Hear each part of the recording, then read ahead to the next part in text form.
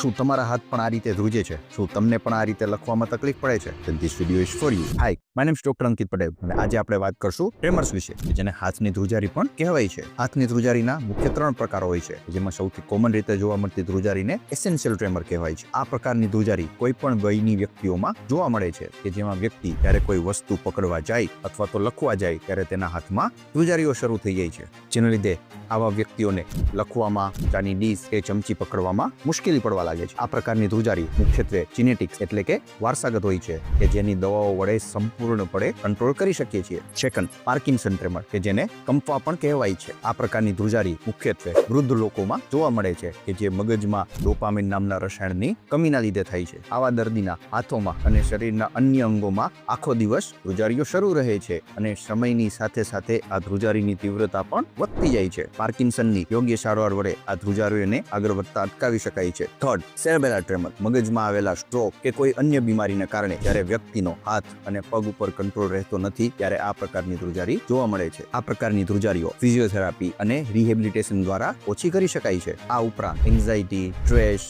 હાઇપરથાઇરોઇડિઝમ અને દારૂના લીધે પણ વ્યક્તિઓના હાથમાં ધ્રુજારીઓ જોવા મળતી હોય છે.